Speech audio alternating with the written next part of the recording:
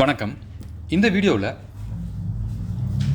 SolidWorks sheet மெட்டலில் மிட்டர் flange இல்லைனா இதை வந்து மிட் ஃப்ளாஞ்ச் அப்படின்னு சொல்கிறாங்க.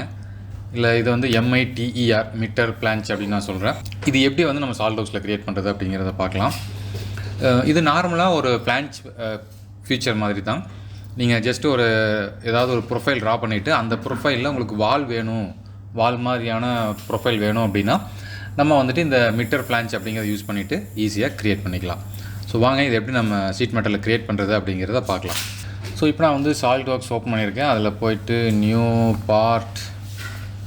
ஓகே, என்னோடய யூனிட்ஸ் வந்து டிஃபால்ட்டாக மில்லிமீட்டரில் இருக்குது, பட் நீங்கள் செக் பண்ணிக்கோங்க.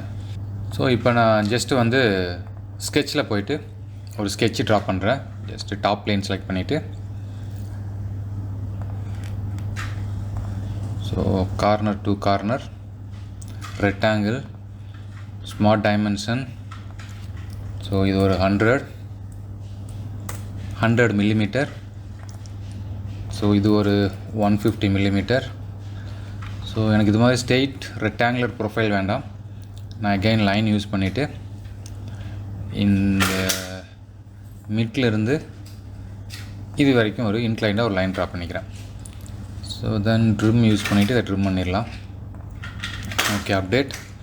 இப்போ நான் ஷீட் மெட்டலில் போயிட்டு இந்த பேஸ் ஃப்ளாஞ்ச் இதை யூஸ் பண்ணிவிட்டு இந்த 2D ஸ்கெட்சை ஜஸ்ட் 3Dயாக மாற்றிக்கிறேன்.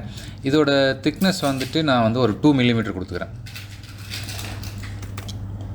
கொடுத்துட்டு K factor everything default just enter. So இப்போ அந்த ப்ரொஃபைல் க்ரியேட் ஆயிடுச்சு. இதில் நான் என்ன பண்ணுறேன்னா, இதில் பாருங்கள் மிட்டர் ஃப்ளாஞ்ச் அப்படின்னு இந்த கமாண்டை வந்து இந்த இடத்துல இருக்குது. ஜஸ்ட் நான் இதை கிளிக் பண்ணிக்கிறேன். கிளிக் பண்ணிவிட்டு இந்த சர்ஃபேஸில் நான் ட்ரா பண்ணுறேன். ஜஸ்ட் இந்த சர்ஃபேஸ் கிளிக் பண்ணிக்கிறேன். எனக்கு இப்படி ப்ரொஃபைல் க்ரியேட் ஆகிடுச்சு. இந்த ஸ்கெட்சில் நான் வந்து இந்த மிடிலிருந்து இப்படி ஒரு ஸ்ட்ரெயிட் லைன் ட்ரா பண்ணுறேன். அதுக்கப்புறம் கொஞ்சம் ஆங்கிளாக ஒன்று ட்ரா பண்ணி அதுக்கப்புறம் இந்த எட்ஜை வந்து நான் க்ளோஸ் பண்ணிக்கிறேன். இது மாதிரி நான் ஒரு ப்ரொஃபைல் ட்ரா பண்ணிக்கிறேன். இந்த ப்ரொஃபைலுக்கான டைமென்ஷன்ஸ் அப்டேட் பண்ணிடலாம். இதோட ஹைட் வந்து ஒரு 20. இதோட ஹைட் ஒரு 10 millimeter. இது எல்லாமே நான் ரஃபாக தான் கொடுக்குறேன், பட் உங்களுக்கு என்ன டைமென்ஷன் தேவைப்படுதோ நம்ம அது மாதிரி டிஃபைன் பண்ணிக்கலாம். இது ஒரு 30. ஸோ அப்டேட் பண்ணிவிட்டேன். Tick mark.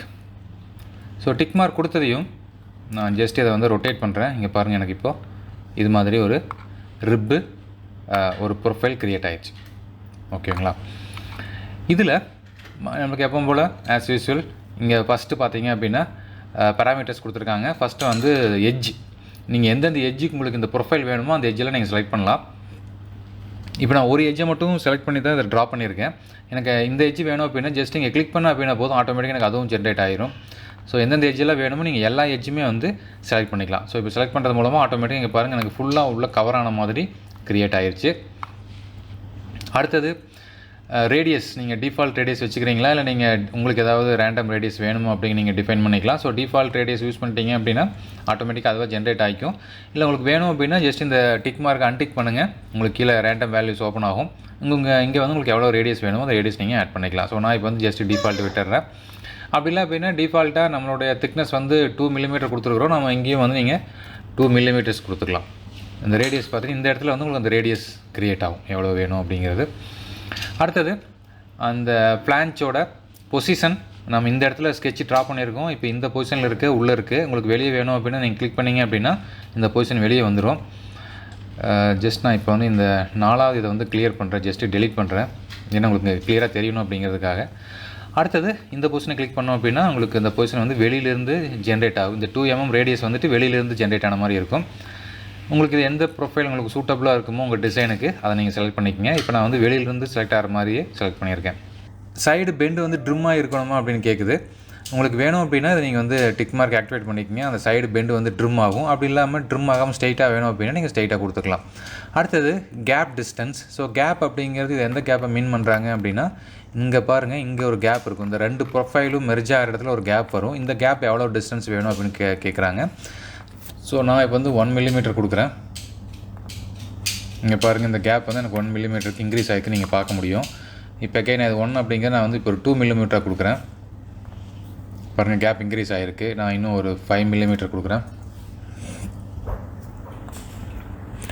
ஸோ இந்த 2 வாலுக்கும் உள்ள கேப் எவ்வளோ வேணும் அப்படிங்கிறது நீங்கள் இந்த இடத்துல வந்து டிஃபைன் பண்ணிக்கங்க. நான் இப்போது இதை வந்து டிஃபால்ட்டாக 0.5 கொடுக்குறேன். ஓகே, லைட்டாக ஒரு கேப் மட்டும் இந்த இடத்துல இருக்குது. அடுத்தது இன்னொரு ஆப்ஷன் பாருங்கள், ஸ்டார்ட்டு எண்டு ஆப்செட்னு ஒரு வேலையை கொடுத்துருக்காங்க. அதாவது இந்த ஸ்டார்ட் பண்ணுறப்ப ஃப்ளாஞ்ச், ஸோ அந்த ஃப்ளாஞ்ச் வந்து இங்கேருந்து ஸ்டார்ட் ஆகுது, இந்த ஸ்கெட்சிலிருந்து இங்கேருந்து எவ்வளோ கேப் வேணும் அப்படின்னு நம்ம கொடுத்துக்க முடியும். எனக்கு இப்போ வந்து ஒரு 10 மில்லிமீட்டர் தள்ளி தான் எனக்கு இந்த கேப் அந்த ப்ரொஃபைல் ஸ்டார்ட் ஆகணும் அப்படின்னா நம்ம 10 மில்லிமீட்டர் தள்ளி கொடுத்துக்கலாம். இங்கே பாருங்கள் 10 மில்லிமீட்டர் தள்ளி வந்து ஸ்டார்ட் ஆகுது. அதே மாதிரி எண்டில் எவ்வளோ தூரம் தள்ளி எண்ட் ஆகணும் அப்படிங்கிறது நீங்கள் டிஃபைன் பண்ணிவிட்டு அதுவும் நீங்களே வந்துட்டு எவ்வளோ வேணுமோ வேல்யூஸ் கொடுத்துக்கலாம். இதுக்கு நான் வந்து ஒரு 10 மில்லிமீட்டர் கொடுக்குறேன். இப்போ எஜ்ஜிலிருந்து உள்ளே தள்ளி போயிடுச்சு. அடுத்தது கஸ்டம்ஸ் பெண்ட் அலவன்ஸ். உங்களுக்கு டிஃபால்ட் பெண்ட் அலவன்ஸ் வேணும் அப்படின்னா நீங்கள் டிக் மார்க் பண்ண வேண்டாம். இல்லை உங்களுக்கு கஸ்டமைஸ் நீங்கள் கே ஃபேக்டர் கொடுக்குறீங்க அப்படின்னா நீங்கள் ஜஸ்ட்டு வந்துட்டு இது டிக் மார்க் கொடுத்துட்டு கே ஃபேக்டர் எவ்வளோ வேணுமோ நீங்கள் ஆட் பண்ணிக்கங்க. இப்போ நான் வந்து டிஃபால்ட் விட்டுறேன். அடுத்தது கஸ்டமைஸ் ரிலீஃப் டைப் கொடுத்துருக்காங்க. டிஃபால்ட்டாக இந்த ரிலீஃப் டைப் அப்படிங்கிறது நம்மளுக்கு தெரிஞ்சிருக்கும், இந்த இடத்துல எவ்வளோ ரிலீஃப் இருக்கணும் அப்படிங்கிறது. இப்போ டிஃபால்ட்டாக ரேடியஸ் 0.5 இருக்குது, ரெக்டாங்குலர் ரிலீஃப் இருக்குது. உங்களுக்கு ரெக்டாங்குலர் வேண்டாம், உங்களுக்கு வந்து இந்த ஆப் ரவுண்ட் இல்லை வந்துட்டு டியர் இது மாதிரி எது வேணும் அப்படின்னாலும் நீங்கள் செலக்ட் பண்ணிக்கலாம். ஓகேங்களா? ஸோ இதுலேயே நான் வந்து டிஃபால்ட்டே விட்டுறேன் ரெக்டாங்குலர் மாதிரியே. அடுத்தது ஜஸ்ட் அப்டேட் பண்ணுங்கள், உங்களுக்கு இந்த ப்ரொஃபைல் வந்துட்டு ஜென்ரேட் ஆயிரும். நீங்கள் ஜஸ்ட்டு ஃப்ளாட்டன் யூஸ் பண்ணிவிட்டு ஃப்ளாட்டன் பண்ணி கூட நீங்கள் செக் பண்ணி பார்க்கலாம் எப்படி உங்களுக்கு இந்த பேட்டர்ன் க்ரியேட் ஆகிருக்கு, எங்கெங்கெல்லாம் நீங்கள் பெண்ட் பண்ணணும் அப்படிங்கிறத நம்ம வந்து டீட்டெயிலாக செக் பண்ணிக்கலாம். ஓகேங்களா? ஸோ இது உள்பக்கம் மட்டும் நம்ம ட்ரா பண்ணணும் அப்படிங்கிறது இல்லை, நீங்கள் வெளிப்பக்கம் கூட ட்ரா பண்ணலாம். ஜஸ்ட் இப்போ இந்த மிட் ஃப்ளான்ச் உள்ளே போயிட்டு உள்ளே போனீங்க அப்படின்னா ஸ்கெட்ச் இருக்கும். இந்த ஸ்கெட்சை செலக்ட் பண்ணி எடிட் ஸ்கெட்சில் போயிட்டு ஸோ இந்த ப்ரொஃபைல் அப்படி நீங்கள் வந்து எங்களுக்கு வெளியே வேணும் அப்படின்னா கூட நீங்கள் வந்து இது வெளியே வர்ற மாதிரி சேஞ்ச் பண்ணிக்க முடியும். ஓகேங்களா? நான் ஜஸ்ட் இப்போ இந்த ஸ்கெட்சை நான் டெலிட் பண்ணிடுறேன். டெலிட் பண்ணிவிட்டு டைமென்ஷனில் போயிட்டு இங்கேருந்து எனக்கு இப்படி வெளியே வர்ற மாதிரி வேணும் அப்படின்னாலும் நம்ம இதை அப்டேட் பண்ணிக்கலாம்.